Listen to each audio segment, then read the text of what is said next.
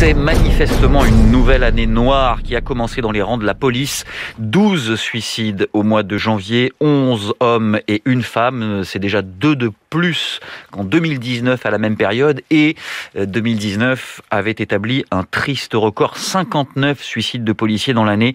Voilà pourquoi les syndicats et associations ont été reçus hier par le ministre de l'Intérieur, Gérald Darmanin. Bonjour Jean-Christophe Couvi. Bonjour monsieur. Vous êtes le secrétaire national du syndicat Unité SGP Police FO. Vous étiez place Beauvau hier. Est-ce que vous avez le sentiment d'avoir été vraiment entendu, compris et qu'on va sérieusement vous aider sur ce sujet ? Oui, écoutez, on a la confirmation déjà que la place Beauvau, c'est pas Poudlard, que d'un coup de baguette magique, on peut pas changer les choses. Hier, bien sûr, on a été reçus, on a expliqué d'où venait notre ressenti sur le mal-être de la police. On sait que ça va être un travail long.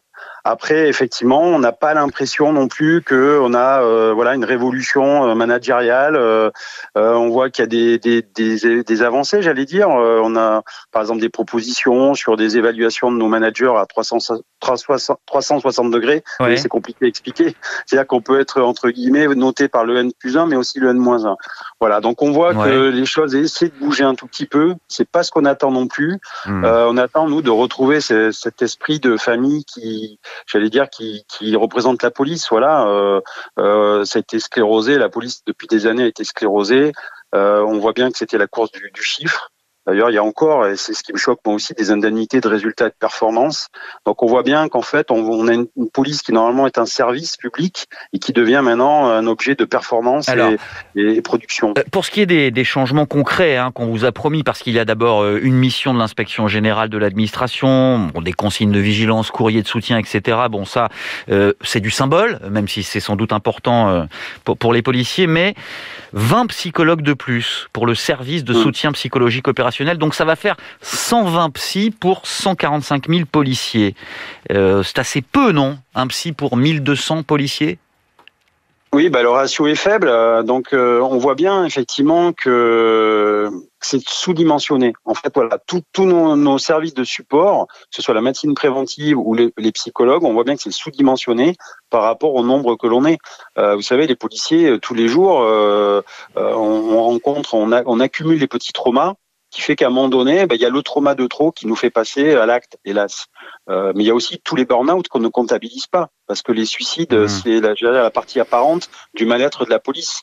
Donc il faut vraiment travailler sur du long terme et aller dans la matière, dans le fond. Autre dispositif, justement, Jean-Christophe Couvi, ce sont les sentinelles. Donc là, ce sont des policiers qui sont formés pour repérer les signaux faibles, comme on dit chez leurs collègues. Donc l'objectif, c'est 2000 sentinelles fin 2022, mais on n'en est pas là du tout pour l'instant. Il y a une quarantaine de personnes à titre expérimental, c'est ça ?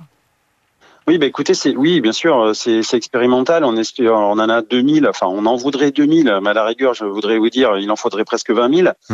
Il faut là aussi s'inspirer des modèles, par exemple israéliens ou dans le Québec. On a la méthode des 6C, en fait, où ce sont des policiers qui sont formés. Mais attention, il ne faut pas faire du e-learning. Il faut que ce soit des professionnels qui nous forment à détecter les signaux faibles. Donc tout ça, ça prend du temps. Et là, vous avez l'impression que ce sera le cas pour ces sentinelles, ou alors on vous dit, débrouillez-vous un peu entre vous finalement ? En fait, c'est toute l'interrogation. C'est que nous, on aimerait, et on n'a pas encore pour l'instant,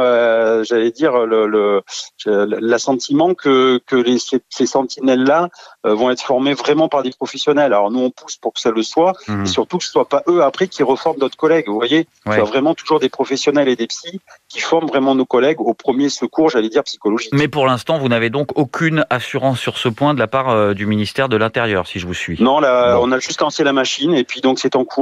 Mais encore une fois, ça va être un travail long, c'est un temps long, on ne peut pas répondre à ça tout de suite, mais la prise de conscience de la bienveillance dans le monde du travail, vous savez, c'est tout un programme et un roman. Ouais. Jean-Christophe Couvi, vous qui représentez le syndicat Unité SGP Police FO, je voulais citer l'association SOS Policiers en détresse qui dit, je la cite, ça fait 25 ans qu'on a 45 suicides par an en moyenne, donc il faut peut-être changer de stratégie, dit cette association. À ce que vous nous dites depuis tout à l'heure, j'ai l'impression que vous n'avez pas ce sentiment. Ben, ils ont raison, et puis on le dénonce tout le temps. 45, c'est une moyenne, mais c'est un échec collectif. Voilà, c'est tout le monde qui échoue.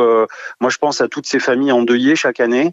Vous voyez, on a passé un recrutement là, le dernier quinquennat de 10 000 policiers, mais dans ces 10 000 policiers, il va y en avoir combien qui vont se suicider? Est-ce que les jeunes qui rentrent dans la police, on leur dit ça, qu'ils ont une chance malheureuse d'un jour de se suicider à cause du métier? Donc oui, il faut changer les choses, il faut changer ce paradigme, il faut remettre de la bienveillance, de la famille. La police, c'est une grande famille, vous voyez, et il faut justement retrouver cet esprit de famille, de cohésion. Un élément très concret à propos des armes de service, le fait de pouvoir conserver son arme depuis les lois antiterroristes, est-ce que ça pose un problème selon vous ou pas du tout? Pour moi, ça pose pas un problème dans le sens où il n'y a pas plus de suicides chez les tireurs sportifs ou chez les chasseurs, vous voyez. Donc pourtant, ils ont des armes à la maison. Non, bien sûr que c'est l'arme de service, j'allais dire, c'est un raccourci quand on veut se donner la mort, mais quand on veut se donner la mort, hélas, on peut la faire de multiples façons. Ouais. Voilà, donc pour nous, c'est pas un élément déclencheur. Bien. Merci beaucoup de nous avoir accordé ces quelques minutes ce matin. Jean-Christophe Couvy, secrétaire national du syndicat Unité SGP Police FO. Retrouvez toute notre actualité sur videopolice.com, la chaîne YouTube d'Unité SGP Police.